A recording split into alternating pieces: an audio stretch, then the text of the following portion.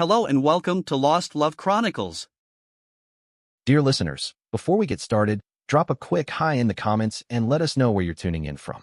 Also, if you have any suggestions for us to make the channel better, please let us know. Now let's start with the story. You're just a loser. Get out now, Dad roared right in front of my brother's girlfriend. Wait, you're the CEO of Technova? She whispered, eyes wide with shock as recognition dawned. My family froze, then doubled down, heaping more humiliation on me. So why won't you buy us a new house? Someone sneered. I said nothing. Instead, I calmly opened the gift box. Their faces drained of color. The dread began as it always did, a cold knot tightening in my stomach with every tick of the clock. Today was my father Roland's 60th birthday. For most families, it might have meant celebration. For ours, it was a performance, an obligatory illusion of togetherness that felt more like a hostage situation. I stared out the window of my small Seattle apartment. The overcast sky mirrored my mood. 13 years. 13 years since Mom Sienna had been taken from us, her life consumed by a cancer that moved with the violence and speed of wildfire. I was just 15 then, gangly, lost, and suddenly adrift in a world that no longer felt stable. Her absence left a hollow ache, a void that nothing could fill. I could still summon her if I tried. The lavender and old book scent that clung to her. The gentle strains of her favorite Chopin nocturnes floating from the living room. The warmth of her palm on my feverish forehead. Her illness was like a sudden storm ripping through our calm life, and part of me was swept away with her. The shift at home happened fast. Laura, Dad's secretary at the time, moved in just 6 months later. Her ambition had always lurked behind a sweet smile. If Dad grieved, it was brief and shallow, vanishing like morning mist in Lara's calculated sunshine. I remember her back, then methodically replacing Mom's presence. Sienna's photos quietly packed away. Generic art prints took their place. The fake kindness she showed me quickly wore thin. Her rehearsed sympathy dissolved into open impatience. In those early years, I tried to be what they wanted. I picked up extra chores, got a job shelving groceries. My back ached, hands blistered, but I handed Dad my first earnings with pride, thinking I was helping. He barely noticed. Lara's chirpy voice soon floated in from the kitchen, something about needing shoes for a gala. That $50 never reached the grocery fund. The label failure was first whispered, then spoken openly. My quietness, my love of coding and books dismissed as laziness. My passion for computer science? Just a waste of time. Still got your head in the clouds, Derek? Roland would say, disappointment thick in his voice. Your brother Jared just made captain of the football team. Try learning from him. Jared, 2 years younger than me, was the golden child, athletic, outgoing, the perfect embodiment of Dad's shallow ideals. He soaked up their praise like a sponge, thriving under the glow of their constant approval. For years, I held on to a fragile hope, a belief that if I just worked harder, endured more, they'd finally see me, acknowledge me. But that illusion shattered 3 years ago. It happened during a forced attic clear-out, supposedly for redecorating another one of Lara's schemes, pushed with her usual manipulative charm. Amid the dust and forgotten fragments of a happier past, I found a small, water-damaged cardboard box hidden deep in a corner. Inside were remnants of Mom things Lara had deemed worthless and ordered to be thrown out. My hands shook as I opened it. Beneath pressed flowers and yellowed letters was a small leather-bound diary. Most entries were simple, notes on her garden, dreams for my future, little bird sketches. But the final pages, written in a shaky, unsteady hand, made my blood run cold. She described persistent, worsening nausea after Lara began preparing her meals. A strange, metallic taste that lingered. A growing sense of unease about a new medication one Roland insisted she take, though her oncologist had never prescribed it or seemed aware of it. One line still haunts me. Elle watches me too closely, eyes calculating. Am I imagining it? Or is this house no longer safe for me? That was the spark. The dread in those words, paired with memories of hushed conversations I'd overheard after Mom died, Roland and Lara murmuring about everything going according to plan, and a fresh start ignited a deep, consuming suspicion. One so horrifying I could barely bring myself to acknowledge it. But it gave me purpose. To the world, I was Derek the failure. The quiet, awkward son who never measured up. What they didn't see were the long nights spent hunched over my laptop. The glow of its screen the only light in my tiny apartment as I funneled all my grief, rage, and fear into lines of code. From that fire, Technova was born, a company built from the ashes of my pain and the need to prove, even if only to myself, that I was more than the label they had given me. The early days were brutal. Every step forward came with stumbles, near failures, and sleepless nights. But slowly, the breakthroughs came, small victories that built into something greater. I kept everything private, fiercely so. My mother's digitized diary was backed up to multiple encrypted cloud servers. My research into her illness, potential misdiagnosis, and the substances she vaguely referenced became my quiet obsession. I ran it all from my modest apartment, surrounded by silence. There was no one to share in my victories or validate my growing dread. My family would have dismissed my discoveries, or worse, tried to use my success for their own gain. So I stayed silent and focused. When the phone call finally came, I wasn't surprised. Lara's voice oozed false sweetness. "Oh, Derek, darling. It's just a small family gathering for your father's 60th. You know how much it means to him. And we wouldn't want Jared's fiancée, Jocelyn, thinking we're not a perfectly normal, loving family, would we?" The manipulation, the saccharine concern for appearances, it was all so familiar. The old me would have hesitated, would have found an excuse to stay away. But this Derek, the one shaped by secrets and forged in sorrow, felt only a grim, focused determination. This year, I wasn't just a reluctant guest entering the lion's den, I was a harbinger, carrying a truth they had long buried. I chose a lavish-looking gift box, weighty and embossed, but left it completely empty. The real gift, the result of 3 years of meticulous investigation, was far more potent. Physical copies of incriminating documents, photographs, financial records, and a summary of expert medical opinions, all carefully organized. A secure, encrypted thumb drive containing duplicates sat safely in my pocket. Arriving at the family home that evening felt like stepping into a warped version of my childhood. The house I'd grown up in now seemed unfamiliar, colder somehow, despite the roaring fireplace. Every family photo on the walls, those I was either awkwardly shoved to the side in or absent from, felt like a silent rebuke. Lara had, naturally, redecorated. Her signature gaudy aesthetic was on full display. Too much gold, too many mirrors, and the air heavy with the cloying sweetness of her expensive perfume, a scent forever tied in my mind to manipulation. Roland was in the living room, holding court with his usual bluster, booming about his latest golf game while deliberately avoiding eye contact with me.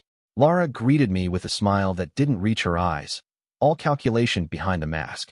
Jared was there, of course, loud and charming, his laughter ringing out as he bragged to a young woman I assumed was Jocelyn, his new fiancée. She seemed pleasant and perceptive, and I noted, with a flicker of sympathy, how uncomfortable she appeared. The stage was set. Dinner unfolded just as I'd expected, a masterclass in passive aggression, a feast of humiliation served on Lara's finest china. Jared formally introduced Jocelyn. She had kind eyes, alert and intelligent, and seemed to pick up on the tension crackling beneath the surface. She tried to draw me into conversation, asking about my work with genuine curiosity that briefly caught me off guard. "Derek works with computers, dear," Lara cut in smoothly, her voice laced with condescension before I could do more than smile politely. "A little hobby of his. Jared's company is flying him to a conference in Hawaii next month," she added pointedly. "Isn't that exciting?" Roland cleared his throat, puffing up. "Some are leaders, some are followers, Jocelyn. That's just life." Derek?" He didn't wait for a response before launching into another self-congratulatory tale about Jared's career. "Yeah, Derek," Jared said with a smirk, glancing at Jocelyn and clearly enjoying his spotlight. "Still waiting for that big break from your tinkering? Or are you bussing tables these days to pay the bills?" My chest tightened, breath catching in that all-too-familiar, barbed wire grip. Every inhale became a conscious effort. I focused on the condensation sliding down my water glass, the silverware's gleam under Lara's vulgar crystal chandelier, anything to anchor myself, to keep my composure from cracking. "Just breathe. It's almost time," I reminded myself, the words a silent chant. I pictured Mom's face, her soft smile, a distant and steady light in the storm of their contempt. The meal dragged on, each course marked by fresh jabs: my modest apartment, my solitary life, my non-traditional work. It was all fair game for their amusement, their smug pity. Jocelyn, to her credit, looked increasingly uneasy. She made several gentle attempts to change the subject, to steer the evening into safer waters. But Roland and Lara were relentless, their words like 1,000 tiny needles. And finally, after what felt like an eternity, Lara clapped her hands together with forced cheer. "Presents time." Roland opened the gifts from Jared and Lara with exaggerated enthusiasm, an outrageously expensive watch, a first edition of his favorite author's work, each unwrapped with theatrical flair and met with performative gasps. Then his attention turned to me. He gave a dismissive wave of his hand. "Well, Derek, don't tell me you forgot your old man's birthday after all these years," he said, his tone dripping with expectation and mock disappointment. I rose quietly and retrieved the simple, elegant box I'd brought, placing it on the table in front of him. He let out a soft snort of contempt, clearly unimpressed by its understated design compared to the glitzy gifts he'd just received. I saw a cutting remark begin to form in the taut line of his mouth, but he seemed to think better of it, perhaps for Jocelyn's benefit. "Well, let's see what masterpiece you've conjured up this time," he said, sarcasm curling around every word.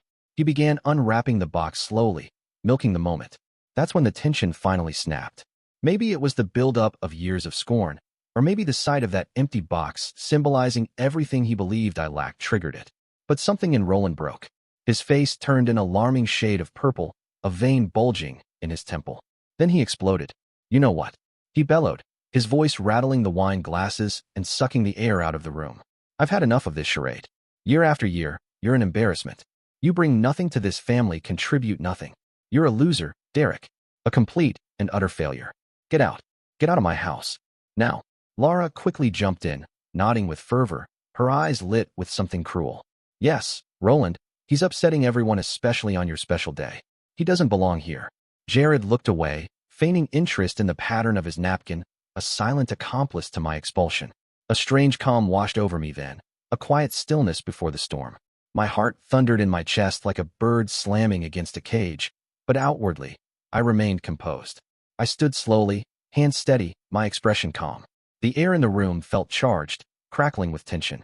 Jocelyn's wide eyes darted between Roland's flushed face and mine, her expression a mixture of shock and confusion. I turned to leave, choosing silence over confrontation. But then Jocelyn spoke, her voice low and hesitant, slicing through the oppressive quiet like a blade. "Wait, Derek Mitchell, are you the CEO of Technova?" The room froze. Roland, Laura, and Jared stared at her, stunned. Their faces twisted into masks of disbelief. Roland's purple hue drained into a ghostly white. Lara's mouth hung open, her lipstick-smudged lips parting as she grabbed Jared's arm for support. Jared blinked, confused and uncomprehending. You could have heard a pin drop, or maybe just the collective thud of 3 jaws metaphorically hitting the Persian rug. Still unaware of the seismic shift she'd triggered, Jocelyn continued, brow furrowed in thought.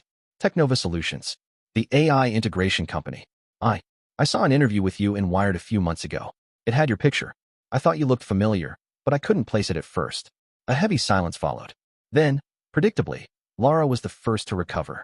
Her eyes, so recently filled with disdain. Lara's eyes now gleamed with a new, predatory light. She breathed, her voice thick with shock and dawning greed.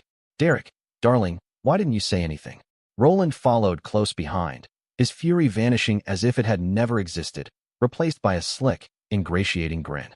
"A CEO? Well, so that little computer hobby finally paid off, eh?" He turned to Jared with theatrical cheer. "Did you hear that? Your brother's a CEO." He clapped Jared on the back with a forced camaraderie that made my stomach churn. Moments ago, their faces had been twisted in contempt. Now they were lit with greedy anticipation. The shift was grotesque and depressingly familiar. They hadn't changed. Only their perception of my usefulness had.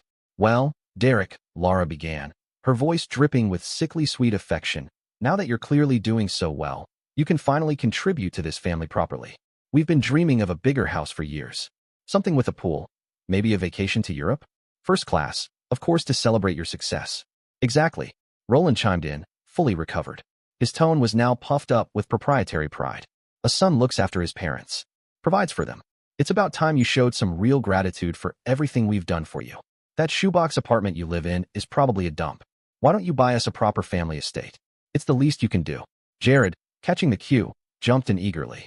The smirk he'd worn earlier had shifted into something sharper, more calculating. "Yeah, Derek, I've been toying with this new business idea. All I need is a little seed money, couple $100,000 or so, and I could really get things going." Their voices started talking over each other, creating a noisy mix of demands and expectations. People waved their hands, their faces showing how hungry they were. You could really feel their desperation. I said nothing. I simply watched their contempt dissolve into raw avarice, watched the grotesque ballet of shifting masks. And when I didn't respond, when my silence stretched on, Roland's temper began to spark anew. "What?" he barked, his voice rising. "You think you're too good for us now, Mr. Big Shot CEO?" His face started to redden again. "If you're not going to share your good fortune with the people who raised you, then you're no son of mine. Get out, I mean it this time. Get out and don't come back until you've learned some respect." His finger jabbed toward the front door, voice reaching a fever pitch.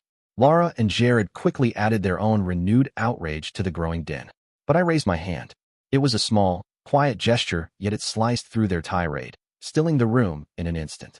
Actually, Father, I said, my voice low but carrying clearly in the charged silence, you haven't opened your real gift yet. Turning away from their stunned faces, I walked back to the dining table. The elegant, understated box I'd set down earlier still sat untouched, overlooked amid the drama. I picked it up again, each movement deliberate, my pace unhurried. Jocelyn watched me, her eyes filled with a strange mix of apprehension and awe. My family faltered, momentarily thrown by my unexpected composure by this deviation from the script they believed they controlled. I set the box down before Roland. Roland stared at it, then at me. There was a flicker in his eyes now, something that looked suspiciously like unease. Maybe even fear. Laura, ever the opportunist, recovered first. Well, open it, Roland, she urged, her voice just a shade too high, too bright forced. Maybe it's the keys to our new car, Laura chirped, her voice strained with false excitement. Or perhaps a down payment for the house. Roland fumbled with the silk ribbon, his typically sure hands now oddly clumsy. At last, he lifted the lid. Inside, nestled on a bed of black satin, lay a small, old-fashioned silver locket, my mother's. I watched as his breath caught. Beneath it, tied with a solemn black ribbon, was a neat stack of photographs. He picked them up, his brow knitting in confusion. Laura leaned in for a closer look, the color draining from her face. Her hand shot up to her mouth, nails biting into her palm. These weren't recent pictures. They were old, faded slightly with age, clearly taken over 13 years ago. The images captured Roland and Laura, younger then, in various intimate moments, embracing by a lakeside, laughing together at a candlelit dinner, kissing in what appeared to be a hotel garden. Several were time-stamped before my mother's cancer diagnosis. Others were from the harrowing months she was battling the disease. I believe these were taken while Mom was still alive, I said, my voice cold and steady, stripped of the turmoil churning inside me. While she was at home, trusting you were caring for her. While you, Laura, were posing as her devoted friend and dad's supportive colleague. Roland stared at the photos, stricken, his face a patchwork of guilt and disbelief. He looked to Laura, then back to me, unable to speak. Laura began to cry a high-pitched, theatrical wail. It wasn't like that, she insisted shrilly. We were just close. He was grieving, I was only trying to comfort him. Jared looked stunned, his eyes flicking between his mute father and sobbing stepmother, his expression one of dawning horror. Jocelyn sat pale and silent, her gaze fixed on her lap, the discomfort radiating off her in waves. And these, I continued, nodding toward the next layer in the box, are financial records and legal documents. Beneath the damning photographs lay a neatly organized stack of papers. I spoke evenly, explaining how they detailed the siphoning of funds from my mother's estate, the trust she had carefully established for my education and future. The same trust both Roland and Laura claimed had been exhausted when I turned 18, just when I needed it most. I described how I had traced the trail, account by account, uncovering the shell corporations they used to launder the money that paid for Jared's private school, his new cars, their luxury vacations.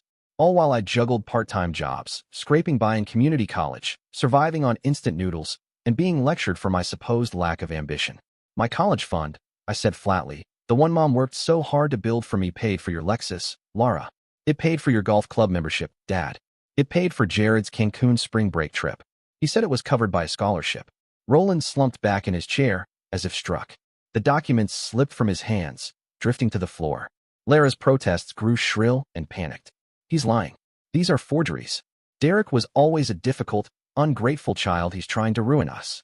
But her voice cracked, her eyes wild and darting toward the door like a trapped animal seeking escape. It was textbook gaslighting, a desperate attempt to rewrite the narrative, to paint me as the villain. It took me 3 years, Dad, I said, my voice quiet but firm, ringing with finality. 3 years. That's how long it took. 3 years of late nights, combing through old bank statements, meeting with financial analysts, finding a lawyer, Mr. Harrison, who was willing to help me subpoena the right records. It's all there. Every transfer, every signature, every betrayal.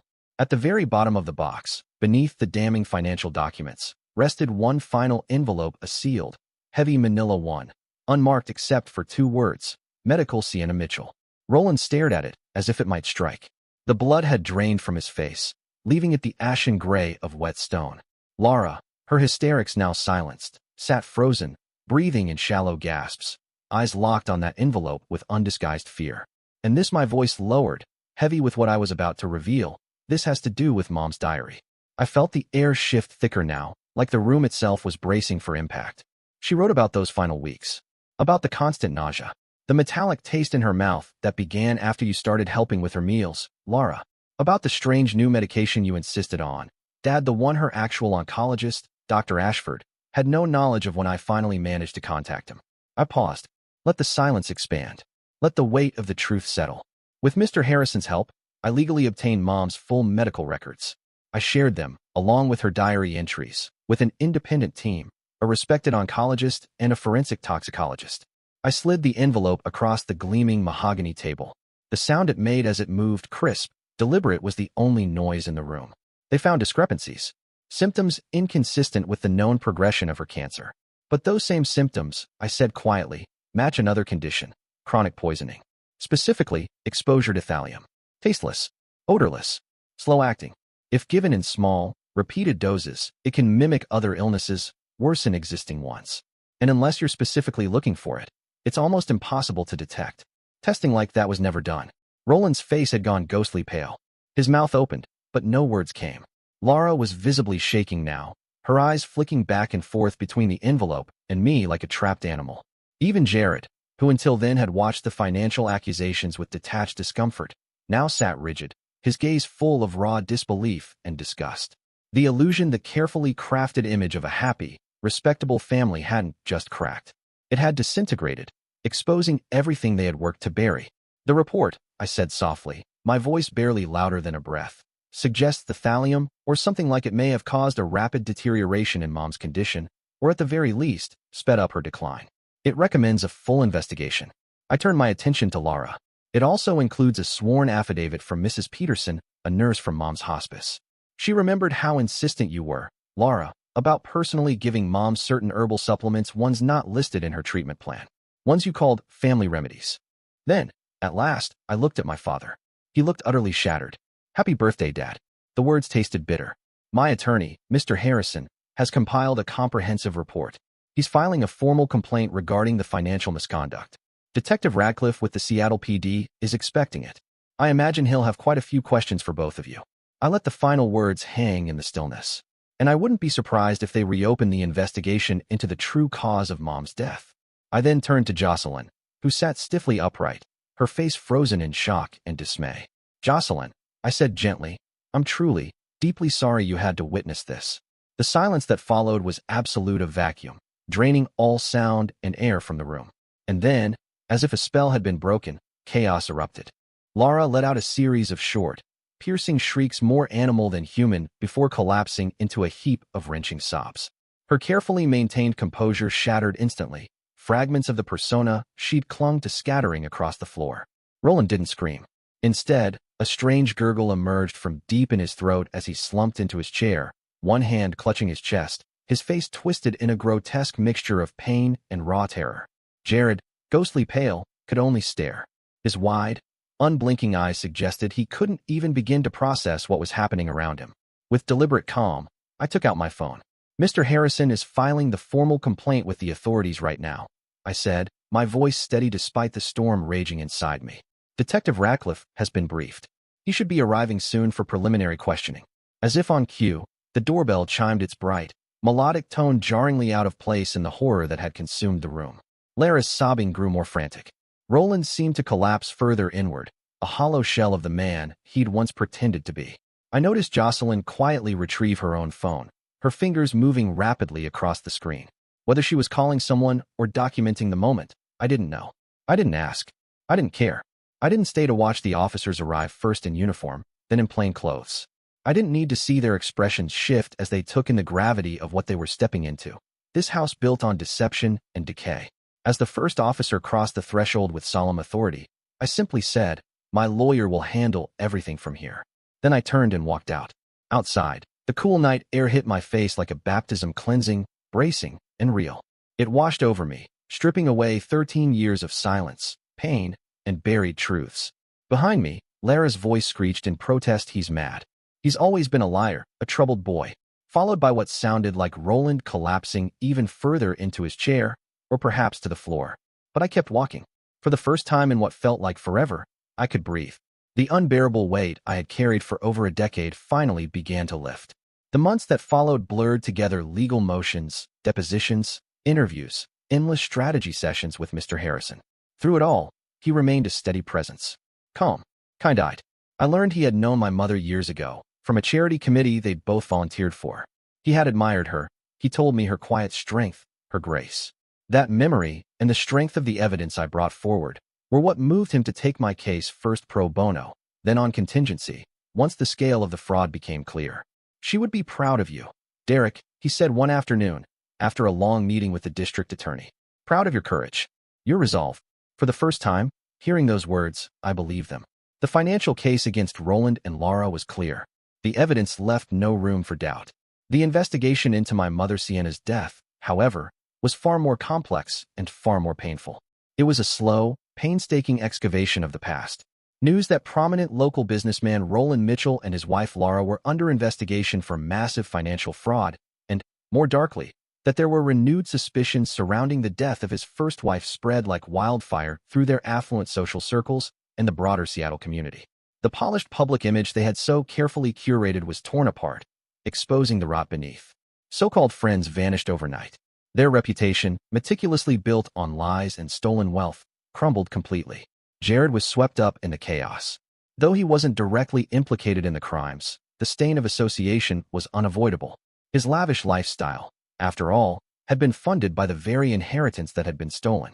Unsurprisingly, his engagement to Jocelyn ended. She couldn't reconcile the charming, driven man she thought she loved with the reality of his origins tainted by deceit and corruption. He texted me once, a desperate, pleading message. I didn't know, Derek. I swear I had no idea about any of it. I never replied. I'd come to understand that Jared's ignorance had been a choice in easy, willful blindness that allowed him to benefit without ever asking hard questions. That choice was his burden to bear. The legal consequences for Roland and Laura were severe. Both were convicted on multiple counts of fraud and embezzlement, receiving substantial prison sentences. The family home, a towering symbol of their greed, was seized and sold to repay debts and restitution. The investigation into Sienna's death remained open. While there wasn't enough to support a murder conviction after so many years, the evidence circumstantial, though powerful, the official cause of death was revised. No longer listed as natural causes, it was now classified as suspicious circumstances, cause undetermined, pending further evidence. Their public disgrace and the unshakable suspicion that followed them became a justice of its own. Their old lives were over. If it was a victory, it was a hollow one. There was no joy in their downfall, only a sober, grim satisfaction that truth, no matter how long it's buried, eventually demands to be heard.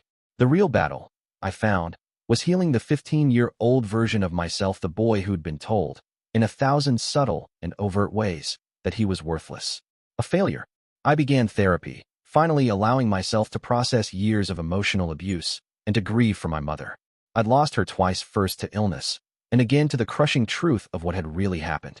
To honor her memory in a way that felt honest and meaningful, I used a portion of the recovered funds, surprisingly substantial, once their assets were fully untangled, to found the Sienna's Garden Foundation, a small nonprofit dedicated to building and maintaining community green spaces in underserved Seattle neighborhoods. A tribute to my mother's love for her own little garden, the place where she found peace. Slowly, cautiously, I began to rebuild. Jocelyn, after cutting ties with Jared and everything he represented, reached out. We met for coffee, then lunch. There was no romance, but something even more lasting emerged, a genuine friendship rooted in honesty and mutual respect. She became an unexpected ally, someone who had seen the worst of my past and hadn't turned away.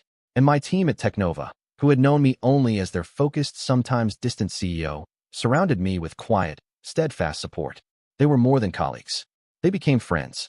And in that, I found the beginnings of something real, something new. A year later, life had settled into a new rhythm. Technova continued to flourish, but its success no longer defined who I was. I found peace in the simpler moments, the quiet satisfaction of solving a problem, the camaraderie of my team, the vibrant green of the first community garden blooming through the Sienna's Garden initiative. I visited my mother's grave regularly, often bringing a small bouquet of lavender, her favorite. Most of the legal battles were behind me. Roland and Laura were imprisoned, now reduced to distant echoes of a painful past. Their power over me had finally been broken. I came to understand that my real success wasn't measured by Technova's market value or the punishment meted out to those who hurt me. It lay in the quiet strength I had discovered, the strength to reclaim my life, to own my story. It lay in the peace that came from learning to value myself. I realized that boundaries weren't walls meant to shut others out, but protective lines that preserve the sacred space within. They tried to bury me, to erase me, but they didn't realize I was a seed, growing in the dark, pushing toward the light. Not every question from those dark years has a clear or complete answer. The full truth of my mother's final days may always remain clouded by a painful shadow. But exposing their true character, reclaiming what was stolen, and publicly acknowledging the deep injustice done to her, and to me, that was enough. Justice, I've learned, wears many faces. This journey has been about breaking free from a toxic legacy and shaping a future of my own making. It meant unearthing painful truths, but that was still lighter than living with silence and unacknowledged betrayal. It makes me wonder, what invisible chains might you be carrying, forged from old family wounds or unspoken pain? And what would it take, what act of courage, what truth finally spoken for you to find your own freedom? Dear listeners, please share your thoughts in the comments section below, and don't forget to like, share, and subscribe.